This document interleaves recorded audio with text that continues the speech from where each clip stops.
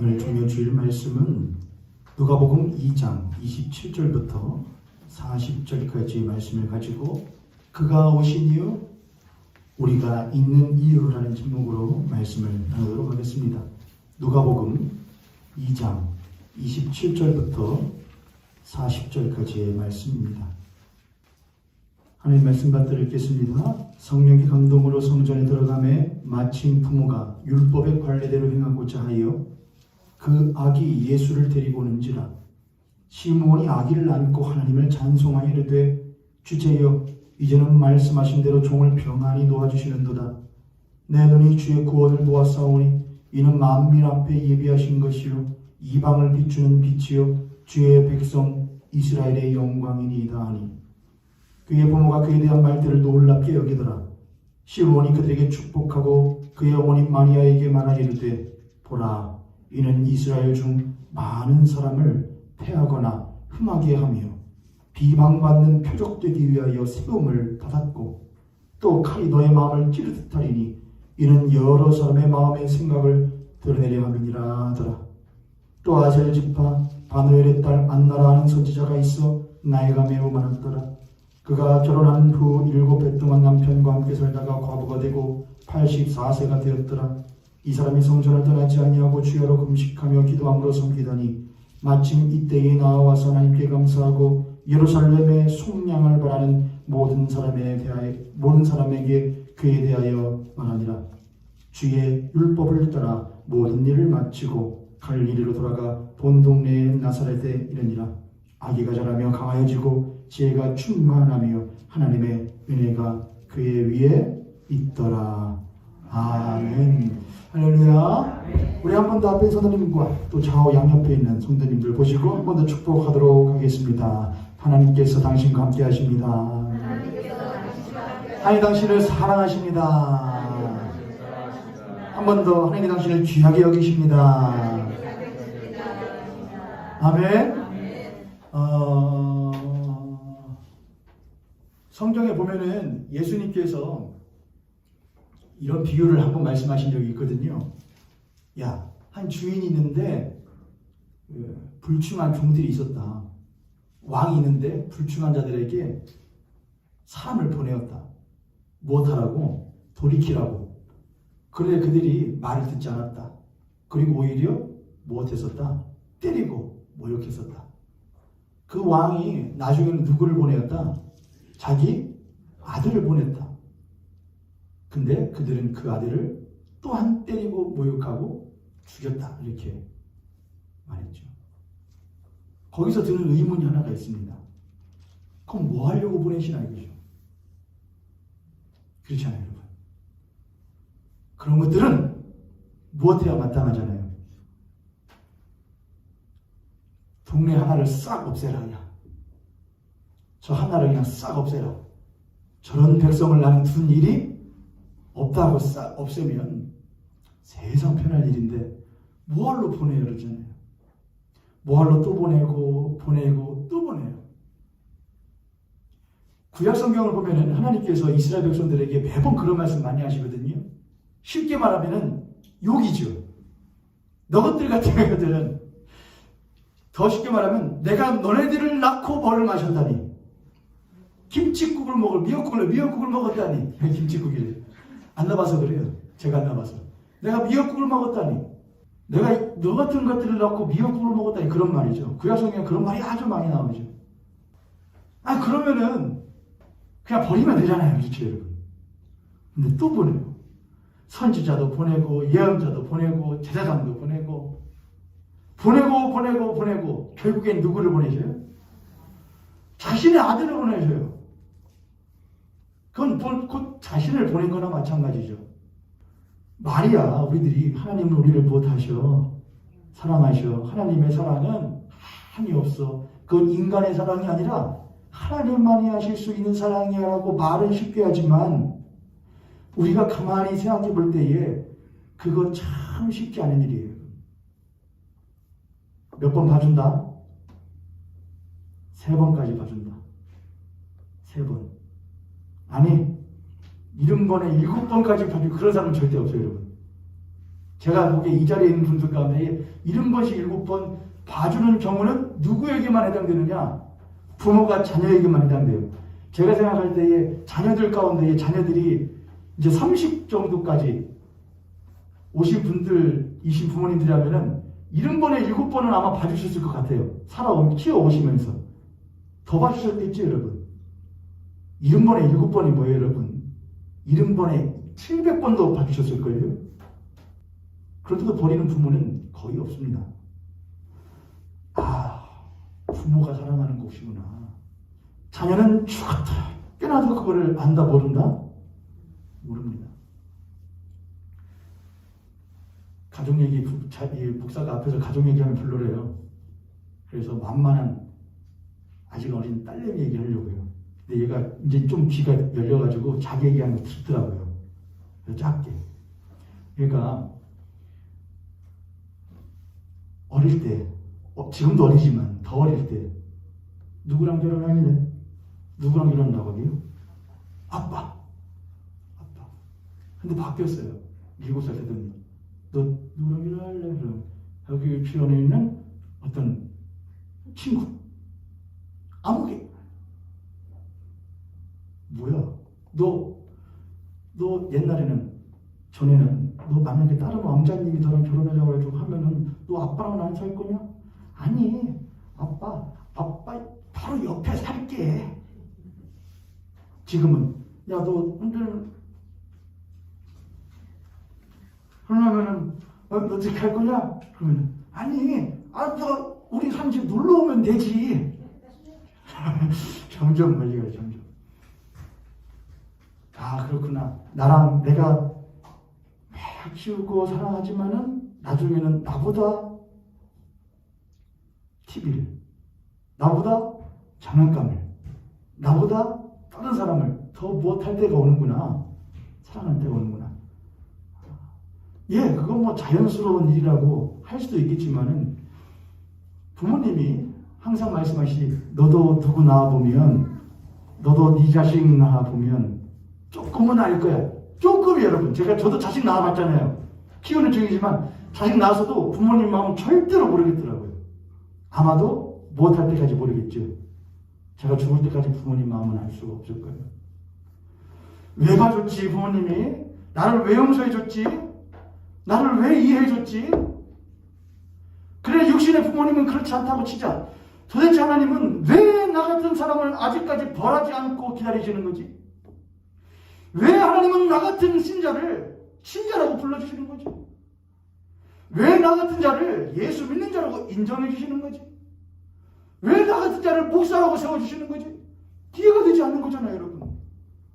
여러분 어떻게 이해가 되세요? 왜 나 같은 자를 목사로 쓰시지? 왜 나 같은 사람을 예수 믿는 자라고 내버려 두시지? 내가 하나님이었으면 벌써 끝냈을 텐데. 너 같은 건 안 써도 사람 많아. 너 같은 건 아니어도 나 믿을 사람 많아. 너같이 은혜도 모르는 표현망덕한 신자는 신자가 아니야. 내 너를 위하여 목숨 버려 피값 주고 샀거늘 나를 위하여 고난받기를 너희들은 기뻐한 적이 있느냐? 난 너를 위하여 침뱉음 당하고 채찍질 당하기를 수없이 하였거늘 너는 한 번의 손가락 찔림도 감당하지 못하느냐? 마음의 몸에 불편함을 감당하지 못하느냐? 그런 사람만 뽑아서 본다면 이 자리에 도대체 몇 분이 계실까요, 여러분? 우리는 어떻게 이 자리에 앉아있냐 말이죠. 그런데 이 자리가 어떻게 우리들에게 가벼울 수가 있느냐 이것이죠. 종료주일입니다. 말씀을 준비하면서 생각하다가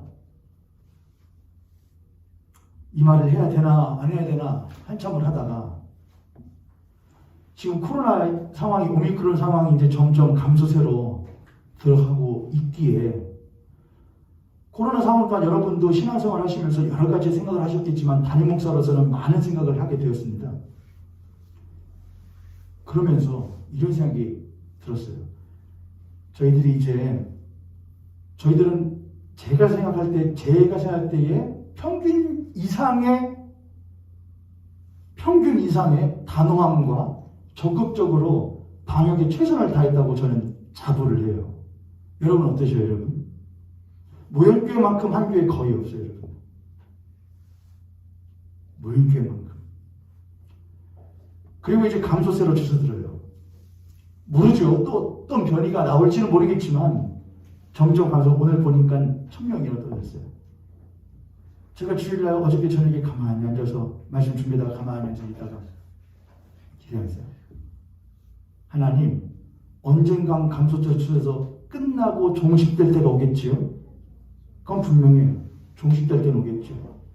그럼 그때 흔히 이걸 뭐라냐? 코로나 다음이라고 해서 포스트 코로나라고 하죠. 포스트 코로나 시대에 모형교회는 어떻게 할까요? 우리 모형교회에 좋은 하나의 수단이 생겼습니다. 뭐냐면 대면과 비대면이라는 두 가지의 방식을 택할 수 있게 되었다는 거예요. 코로나2가 오기 전에는 저희 교회는 없었던 거예요. 저희 교회는 대면 예배예요. 비대면 예배라는 건 부득이한 상황 가운데에 한시적으로 취한 하나의 방법이었을 뿐이에요. 비대면 예배는 좋은 방안이 될 수는 있지만 절대로 가장 좋은 방안이 될 수는 없어요. 때문에 코로나 바이러스 초창기 때 많은 고민을 했어요. 여러분도 기억하실 거예요. 초창기 때 제가 여러분 영상을 열겠습니다. 어쩔 수 없는 상황이니까 여러분도 최선을 다해서 방역에 힘써 주십시오. 이거 기억하세요? 단 이거 마무리되면은 유튜브에 올린 영상을 다 못합니다. 다 삭제할 겁니다. 저는 잊혀지는 목사가 되고 싶고 또한 여러분도 영상을 통해 물론 영상을 통하고 책을 통해서 하나님 만날 수 있어요. 하지만 이건 예배예요. 이건 살아있는 예배예요. 또한 예배는 하나님과 만나는 시간인 동시에 하나님의 백성과 백성이 만나는 시간이에요. 그게 예배예요. 그래서 비대면 예배는 최고의 방법이 될 수가 없어요. 이건 차선의 방안일 뿐이지 진짜가 아니에요. 많은 사람들이 감동을 받기 많아요. 저도 말했죠. 아니 교회만 꼭 와야 예배냐? 아니다. 각 가정에서 하나님을 예배하면서 예배가 될 수 있다. 여러분 다 그렇게 예배 드리셨어요. 어떠시던가요? 여러분의 신앙이 성숙을 하시던가요? 성장을 하시던가요? 그래서 가만히 있다가 하나님 어떻게 할까 이제? 그래서 내 마음에 무슨 생각이 들냐면 이제 정부에서 지침이 다시 나오겠죠. 뭐 야외에서 이제 마스크도 벗을 날이 올 거고 할 겁니다. 그때를 기하여서 모임교회는 혼용은 없습니다. 물에 술 탄 듯 술에 물 탄 듯 하지 않고 무조건 대면입니다. 앞으로 영상 송출은 없습니다. 제가 이렇게 결심했어요.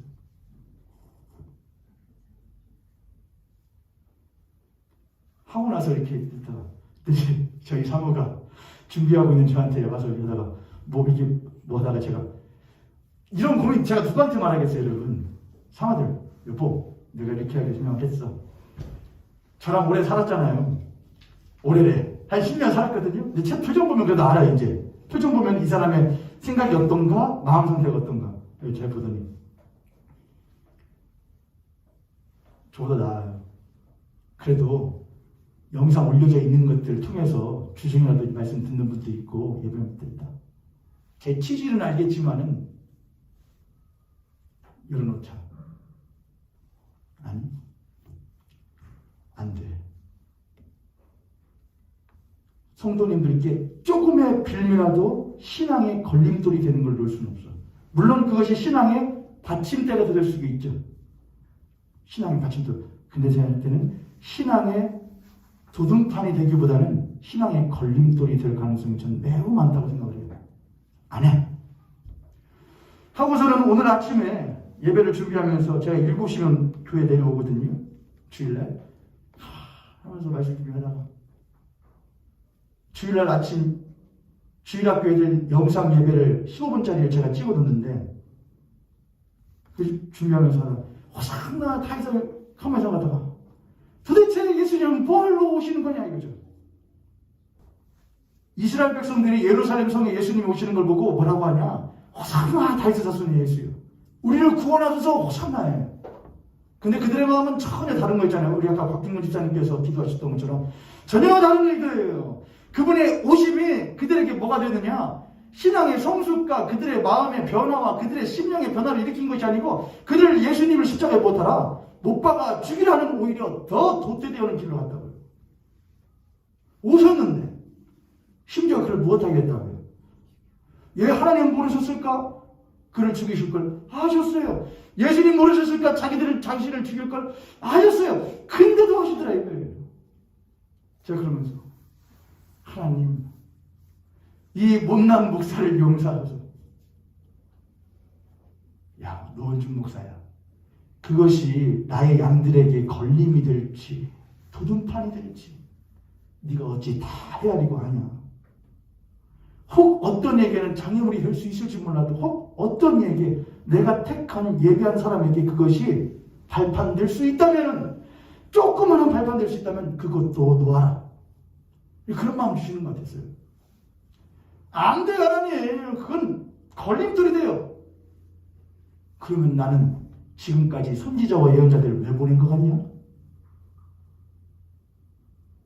몇 번을 말해도 돌아오라. 몇 번을 말해도 돌아오지 않고 오히려 내가 보낸 사람들을 처참하게 만들어봤던 그들에게 나는 왜 계속 보낸 것 같냐? 수많은 사람들이 어쩌면 천사들이 그러지 않았을까요? 무엇로 보내 하나님? 그냥 버려버려. 그러면은 당신의 생명을 받을 가치가 없어요. 근데 어쩌죠? 가장 존귀한 가치이신 그분이 무가치한 존재를 그렇게 사랑하시대. 사랑이에요, 사랑. 여러분이 부모님이시면 여러분 자녀들 70번에 100번, 70번에 700번도 용서하셔서 지금까지 키우시잖아요. 뭐 때문에 그래요? 사랑이에요. 다른 사람들은 야, 나 같으면 벌써 호적에서 파버렸어. 부모는 못해요. 왜요? 내 조그만 이것이라도 그 아이를 못할 수 있다면 그 아이가 돌아올 발판만 될 수 있다면 하고 또 놔요. 다른 사람은 미련한 짓이죠. 소모죠. 헛수고죠. 근데도 부모네요. 사랑하기 때문에요. 하나님은 우리 아버지 되세요. 그럼에도 불구하고 날 사랑하시고 그럼에도 불구하고 날 안아주시고 또 나요.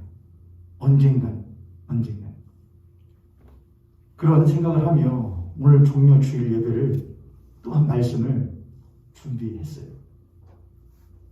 여러분의 마음 가운데 이 종려주일 예수 그리스도를 우리에게 보내신 그 하나님의 사랑이 왜 그러셨을까? 뭘 그렇게까지 날 사랑하셨을까? 뭘 그렇게까지 나를 관심을 가셨을까? 내가 뭐라고? 그것이 한없이 사무쳐지는 이 종려주일 될 수 있기를 주님의 이름으로 간절히 축복합니다. 종려주일은 어떻게 표현해 볼 수 있을까? 종려주일은 반전의 시간이라고 표현해 볼 수 있을 것 같습니다. 종려주일은 반전의 시간이에요. 천하를 창조하신 천하를 창조하신 가장 크신 이가 작고 천한 인간의 모습으로 오신 것이 종려주일의 시작이에요. 그래서 반전이에요. 종려주일은 그 지으신 만물의 그 사이를 마음껏 거니시고 그 만물의 주요 만왕의 왕이시던 그 분께서 이 땅에 아주 작고 작은 속국의 한 도시에 성읍으로 들어오시는 반전의 사건이에요. 그렇죠, 여러분? 그분은 별과 별 사이를 거니시고 해와 달 사이를 거니시며 온 우주를 거니시는 그분이 작고 작은 이스라엘이라는 땅의 속국이에요. 그 속국의 작은 예루살렘 성으로 들어오셔요. 반전이에요. 시간과 공간, 시공을 초월하여 그 사이를 자유로이 밟으시고 다니시던 이가 시줄과 날줄로 엮어진 옷 위를 걸으시는 반전의 시간이에요. 시간과 공간이라는 시줄과 날줄로 엮여진 그 모든 것을 초월하여 거니시는 밟으시고 다니시는 분이 시절과 날줄로 얽히고 섞여진 인간의 옷 위를 거니시는 반전의 시간이에요. 스스로 무엇에든지 자신을 의탁할 필요도 없고 의지하실 필요도 없으신 분이 작고 어린 나귀의 등에 자신의 몸을 의지하신 사건이 종료주일의 반전의 사건이에요. 천하만물에 찬양받기 합당하십니까? 들리지도 않고 눈여겨 보이지도 않을 한 나라의 한 속국된 백성의 환호성을 들으셨던 반전의 시간이에요. 종려주일은 귀함이 천함에게, 높음이 낮음에게, 광명이 어둠에게, 또한 주인이 종에게 찾아오시는 반전의 사건이 종려주일이에요. 종려주일은 하늘과 땅이 뒤집어지는 시간의 시작인 거예요. 십자가는 하늘과 땅이 뒤집어지는 사건이고 종려주일은 그 하늘과 땅이 뒤집어지는 그 사건의 마지막에 클라이막스로 다다르는 그 사건인 것이죠. 그러나 종려주일에는 두 가지의 이 이유가 충돌을 합니다. 이유가 충돌을 하게 되는 것이죠. 하나는 그런 예수께서 반전의 반전을 거듭하며 이 땅에 오신 이유와 그런 예수 그리스도를 호산나 다윗의 자손이 하면서 환호하는 이들의 환호성의 이유가 서로 충돌하는 시간이었어요. 하나님은 아주 오래전부터 창세전부터 그 반전의 시간을 계획하시고 준비하셨는데 그 이유를 마련해 놓으셨는데 그러한 하나님의 아들 예수 그리스도를 받아들이며 환호성 치는 인간들의 이유는 전혀 달랐게 이유가 서로 부닥치는 충돌의 시간이었던 겁니다. 그가 오실 이유와 그들이 환호하는 이유가 충돌하는 시간이 바로 또한 종려주일이었습니다. 이유가 서로 충돌할 때 내가 너를 사랑하는 이유와 너가 너와 결혼한 이유와 내가 너와 함께하는 이유와 내가 너와 공동체로서 함께하는 이유가 서로 무엇할 때 서로 다르게 충돌할 때 하나 되는 것은 가능해요? 불가능해요? 불가능해요.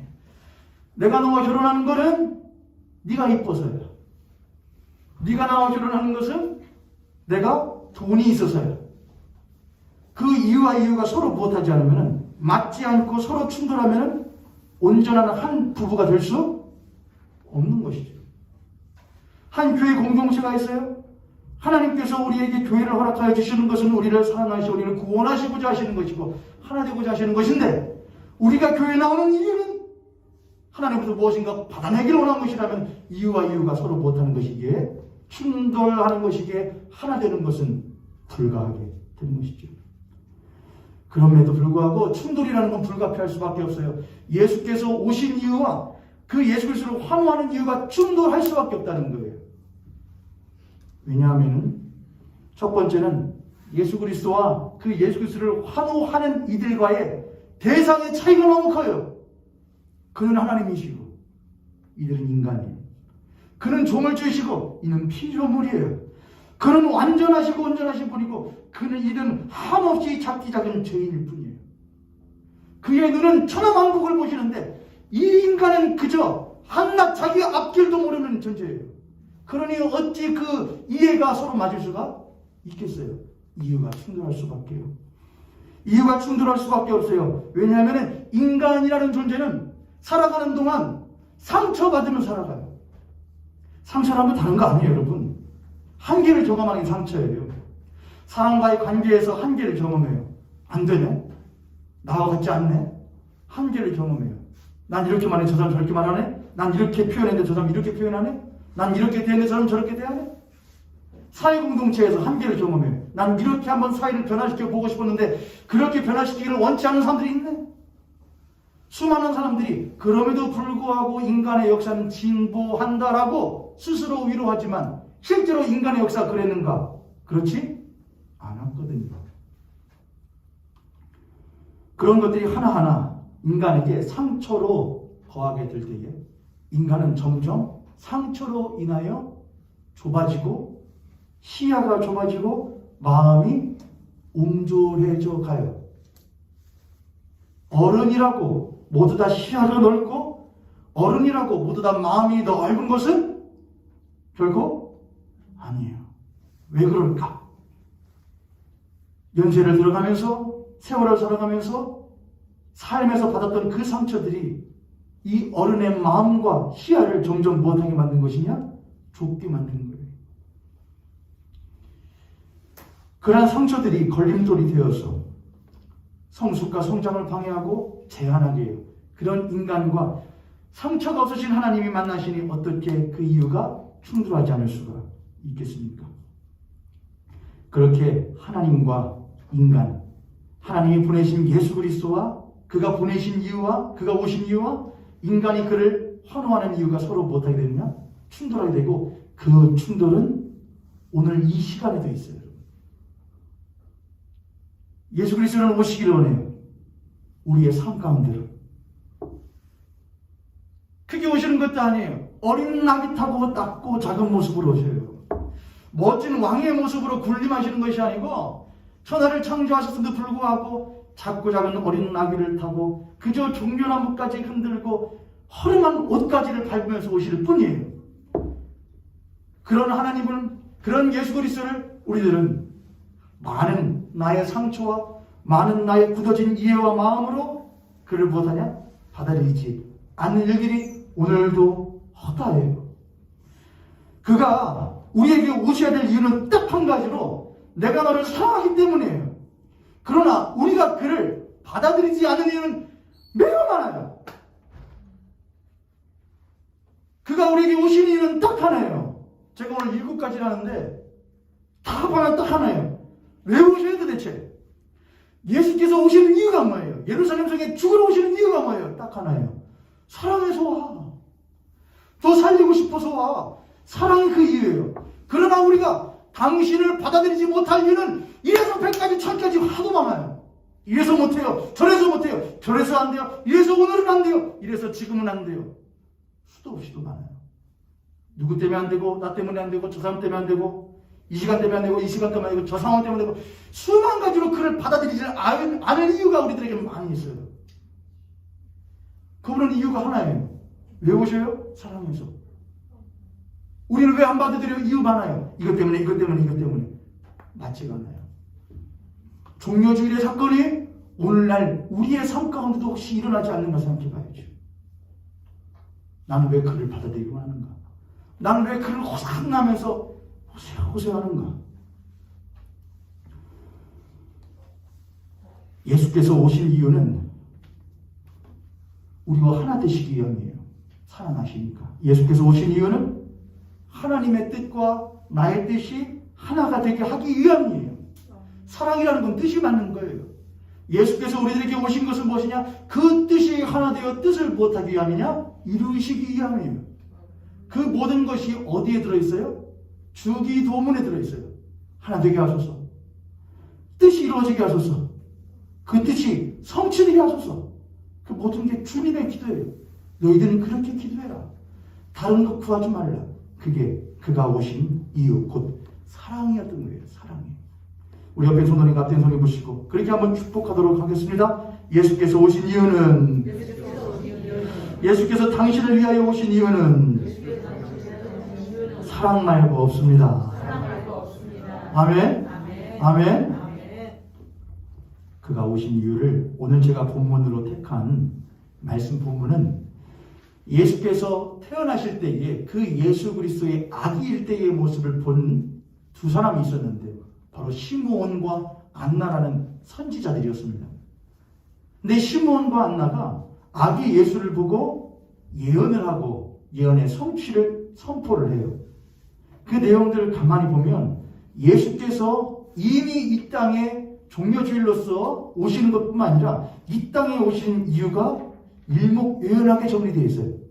7가지예요. 한번 본문 보실래요, 여러분? 누가복음 2장 26절부터 40절까지의 말씀 중에 있는데 보세요, 여러분. 그가 오신 이유. 28절 시몬이 아기를 안고 하나님을 찬송하여 이르되 주제여 이제는 말씀하신 대로 종을 평안히 도와주시는도다. 왜냐하면은 시므온이 죽기 전에 메시아를 볼 것이라는 약속을 받았거든요. 이제 봤다 이거예요. 그러니까 이제 못할 수 있다. 편히 주님께 돌아갈 수 있다는 말이죠. 내 눈이 주의 구원을 보았사오니 이는 만민 앞에 예비하신 것이요. 첫 번째 이유예요. 내가 뭘 보았다? 주의 구원을 보았는데 이는 만민 앞에 무엇하신 것이다? 예비하신 거예요. 만민이라는 건 믿든 믿지 않든 우선은 모든 이들에게 보편적으로 허락하여 주시는 제한이 없는 거예요. 모든 만민에게 이미 무엇하시기로? 구원을 주시기로 창세 전부터 예비, 곧 준비되어진 구원이라는 거예요. 예수께서 오신 첫 번째 이유는 무엇이냐? 모든 이들에게 제한이 없이 구원 주시기로 예비하신 것 때문이에요. 만민의 구원이 첫 번째 이유예요. 두 번째, 이방을 비추는 빛이요 주의 백성 이스라엘의 영광이다. 두 번째는 주의 백성의 빛이라는 말이에요. 어둠 가운데 있는 이스라엘 백성들, 곧 어둠이라는 건 뭘 말하는 거냐? 사망을 말해요. 죽음을 말해요. 죽음이라는 것은 성경에서 여러 가지 이유가 있고 의미가 있지만 가장 중요한 의미는 뭐냐? 하나님과의 단절이 곧 사망이고 어둠이라고 그래요. 하나님 없이 사는 것. 그 이방의 백성에게 뭘 비추는 것은, 빛을 비추는 것은 요한복음의 말씀으로 하자면 곧 생명이에요. 진리예요. 그리고 빛이에요. 그 빛을 전하기 위한 거예요. 예수께서 오신 이유 두 번째는 어둠의 빛을 비추시기 위함이에요. 세 번째, 이는 주의 백성 이스라엘의 영광이니이다. 그렇게 했어요. 이것은 다른 게 아니고, 여러분 영광이 뭐예요? 여러분 영광 독사라고 하거든요. 시가 아니고요. 이 독사가 아니고 히브리어로 독사라고 그래요. 근데 이 영광이라는 것은, 우리는 영광하면 뭘 생각하죠? 야, 시험 100점 맞았대, 만점 맞았대, 어디 뭐 사법시험 합격했대, 영광스럽다. 하나님 앞에서 그거는 영광이 돼야 안 돼요? 하나님이 영광스럽다 하는 것은 딱 하나예요. 그건 무엇이냐? 하나님만이 영광스러우셔요. 또한 하나님이 영광스러우시고 영광스러우신 하나님이 창조하신 만물이 본래의 자리에 위치해 있을 때 그걸 뭐라고 하냐? 하나님이 영광 받으신다 이렇게 해요. 그래서 하나님의 본래의 자리에 위치해 있던 모든 만물 가운데에 사람이 하나님을 무엇하고 하나님을 버리고 타락하여 자기의 자리에서 뭘 하잖아요? 이탈을 하잖아요. 이로 말미암아 하나님의 영광이 무엇해지는 것이죠? 가리워지게 되는 것이거든요. 하나님의 영광이 가리워짐으로 말미암아 그 영광 받아 살던 본래의 자리에 있던 존재도 그 빛을 받지 못함으로 말미암아 영광 받지 못하는 존재가 되는 거예요. 이해되세요, 여러분? 야, 오래간만에 또 막 좀 헬라어하고 어쨌든 여러분 벌써 눈이, 아까는 조금 괜찮았는데 조금 이상해졌어요. 자, 여러분 어깨를 좀 피세요.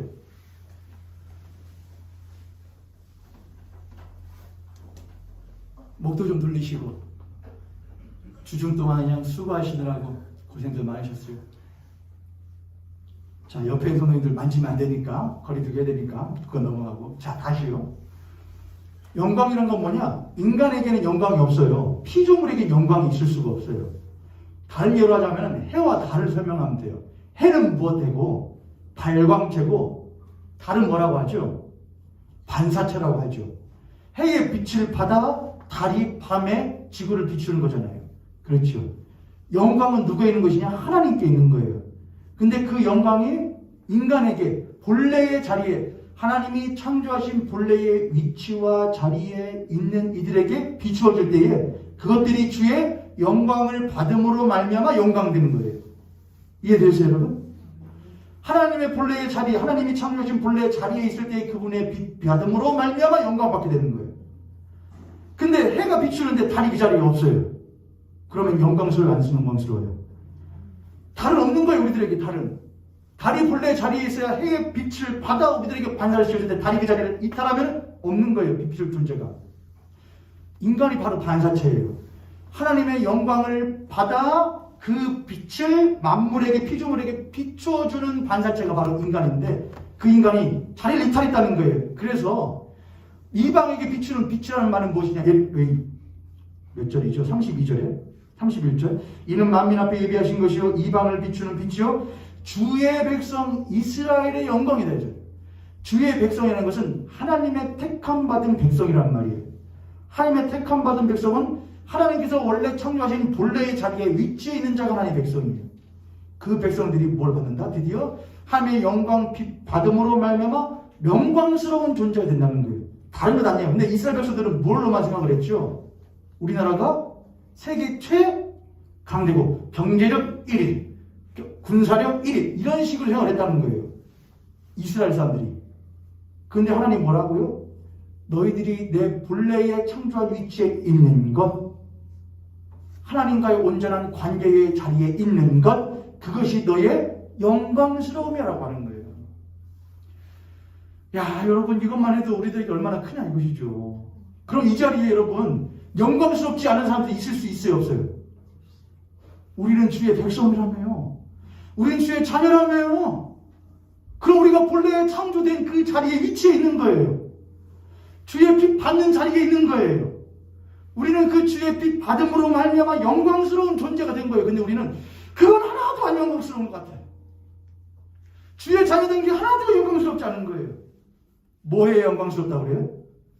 아무 이권사님 아들 이번에 사법고시 합격했잖아. 영광스럽네요. 헌금해야겠네. 냅도 안 받는다 이거예요.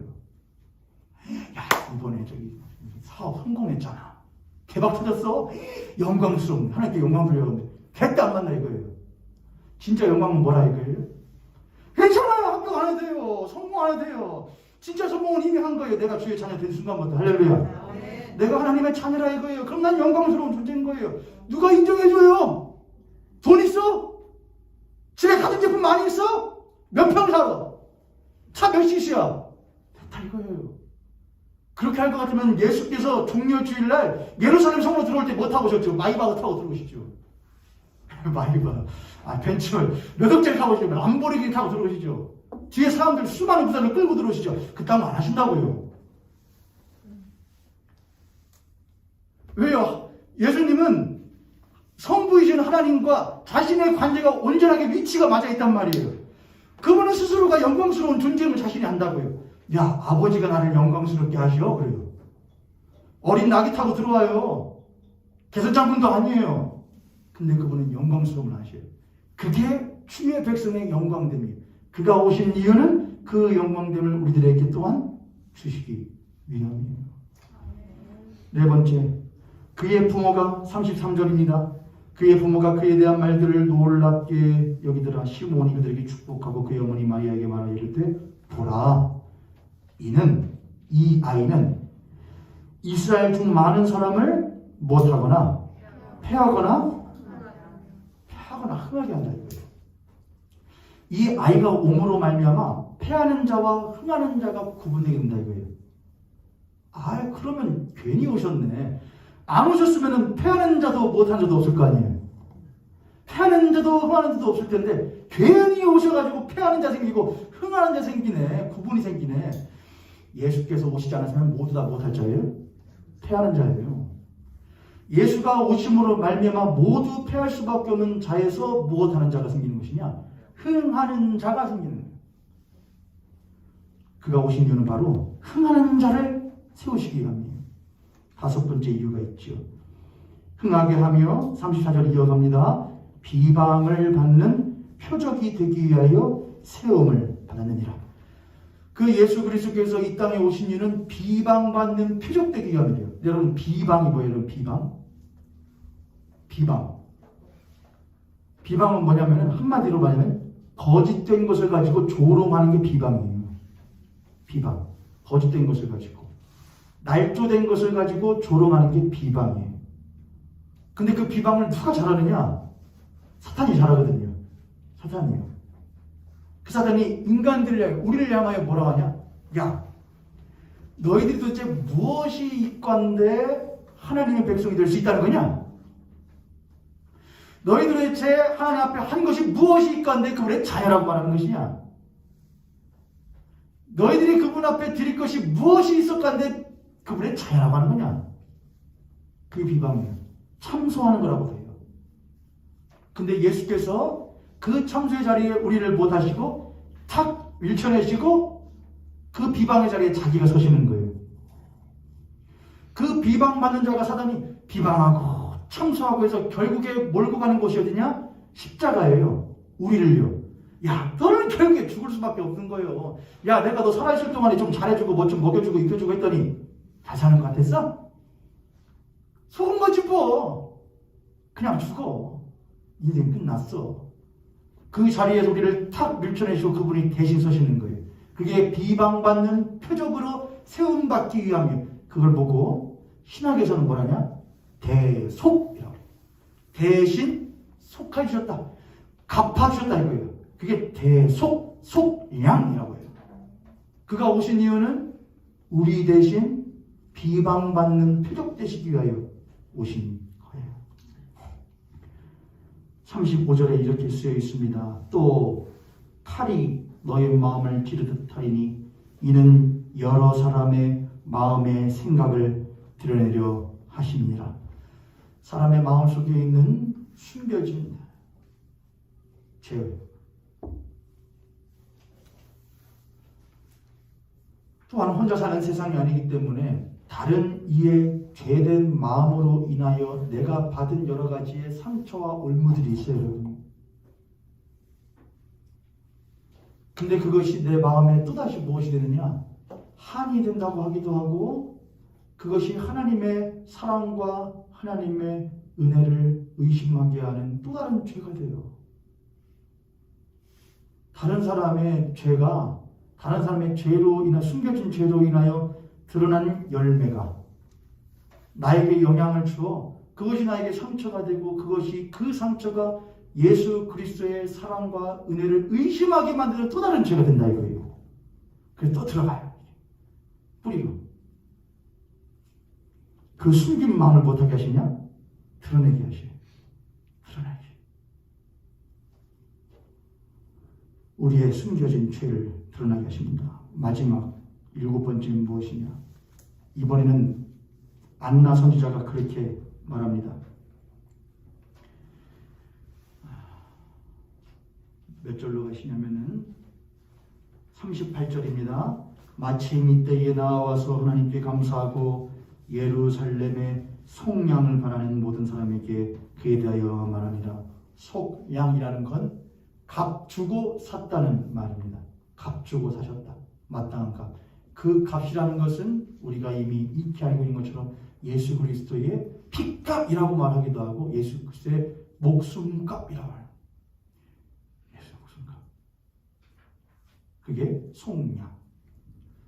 단순히 이스라엘 백성들은 호산나 다윗의 자손이여 찬양할 때에 그 예수 그리스도가 자기의 민족과 자기의 나라를 로마의 압제로부터 값주고 산 무력을 가지고 값주고 살 대상이라고 생각을 했는데 그 예수 그리스도가 진짜 오신 이유는 이스라엘뿐만 아니라 모든 사람의 가장 근본적인 죄로부터의 값주고 사는 그 속량을 위하여 오셨다는 것이 바로 예수 그리스도의 오신 이유라는 것이죠. 7가지를 했죠. 7가지. 다 적으실 필요 없어요. 모르시면 성경책 여기 읽으세요. 오늘 본문 읽으시면은 다 적혀 있는 거예요. 제가 지금 부언 설명 몇 가지 했으니까 그거 들으시면 돼요. 근데 오늘 제목이 뭐냐면은 그가 오신 이유 그리고 우리가 있는 이유. 우리가 있는 이유. 그가 우리와 관련이 없다면 그가 오신 이유와 우리가 있는 이유는 항상 상충돼요. 그런데 그분과 오신 그분과 내가 관계가 있다면 그분이 나의 주이시고 메시아라면은 그가 오신 이유는 이젠 우리가 여기에 숨쉬고 살아가는 이유가 되는 거예요. 그분과 관련이 없다면 그분이 오시든 말든 상관없지요. 물론 지금도 그렇게 살아가는 그리스도인들이 있을 수 있지요. 그러나 진짜 내가 그분의 자녀이고 그분의 백성이라면은 그가 오신 이유는 이제 내가 여기 살아가는 이유가 되는 거예요. 왜요? 난 그분이 오시지 않아서는 살아있을 수 있는 존재가 없기 때문에 그런 거예요. 난 그가 오심으로 말미암아 새 생명 얻은 존재이기 때문에 이제 그가 오신 이유는 내가 살아가는 이유, 내가 여기 있는 이유가 되는 거예요. 할렐루야. 우리가 여기 있는 이유는 제가 말씀 구절 다 찾아야 되는데 시간이 좀 부족해요. 첫 번째, 7가지의 또 우리가 여긴 이유는 빠르게 할게요. 첫 번째, 구원의 완성을 위하여. 너희가 구원을 이뤘다 함도 아니다. 끝났다 함도 아니다. 우리는 구원을 이루어간다 이거예요. 바울이 한 말이에요. 사랑하는 모임의 성도님들, 예수께서는 우리를 구원하시기 위하여 오셨습니다. 이제 우리가 여기에 살아가는 이유는 우리에게 선물로 주신 그 구원을 우리들이 날마다 이루어가고 그 구원을 완성하기 위하여 우리가 여기 있는 거예요. 왜 우리가 살아가요? 아유, 그냥 주님 하나님 그냥 우리 구원하고서 무엇 하시지? 훅딱 데려가면은 하늘로 그냥 훅 데려가시면 예수 믿어 안 믿어? 예수는 믿습니다. 오케이. 그럼 죽고서는 올라가고 얼마나 편해요 여러분. 그러면은 이 험한 세상길 보고 싶은 걸 안 보고 싶은 걸 볼 필요도 없고 안 볼 필요도 없고 마음 상할 일도 없고 죄질 일도 없고 얼마나 좋아요. 근데 왜 여기 있어요? 구원을 이루라고요. 구원을 이루라고요. 구원은 뭐냐? 하나님과의 온전한 관계가 구원이에요. 하나님과의 온전한 관계는 어디에서 절대로 있지 않느냐? 온실 속에서 표현하지 않아요. 동백꽃 좋아하세요 여러분? 요즘에 혜인이가 동백꽃에 꽂혀가지고 따달라고 안 된다고. 얼마나 예뻐요. 근데 그 동백꽃이 어디에 잘 자라잖아요 여러분. 그 바닷가에 잘 자라는 꽃이라고 그러더라고요. 동백꽃이요. 해풍. 야 거기에서 그 꽃이 피어난다. 빨간 꽃이요. 예수 그리스도를 믿는 신자의 모습이 그와 같아요. 그게 구원이에요. 그게 구원이에요. 두 번째 우리가 여기에 살아간 이유는 무엇인가? 빛 가운데 진리와 생명 가운데 거하고 또한 그것을 행하기 위하여 여기 있는 거예요. 우리들에게 이방의 빛을 비추신 그 예수 그리스도, 우리가 곧 이방이에요. 바깥 소외된 배척받은 존재들이 이방이에요. 우리가 그거예요. 외지인이에요. 근데 우리들에게 그가 생명과 진리를 알려주시고 비춰주셨기 때문에 우리는 이제 그 빛을 밝히며 그 빛 가운데 행하는 사람들이 여기 있는 거예요. 그러므로 우리는 어둠으로부터 벗어나 어둠의 일을 행하지 않고 빛 가운데 행하는 그리스도인으로서 살아가야 합니다. 세 번째 우리가 여기 있는 이유는 무엇입니까? 우리가 진정한 하나님의 영광된 피조물 되기 위하여 여기 있는 거예요. 영광이 뭐라고 그랬어요? 우리의 위치에 있는 거예요. 여러분 위치에 잘 계세요? 남편은 남편의 위치에, 아내는 아내의 위치에, 자녀는 자녀의 위치에, 부모는 부모의 위치에, 신자는 신자의 위치에 잘 지키고 있는 게 영광스러운 거예요. 여러분 잘 지키는 게 얼마나 힘든지 모르죠. 제가 요즘에 그런 생각 많이 하거든요. 제 아내하고 이야기 좀 하는데 모열교회가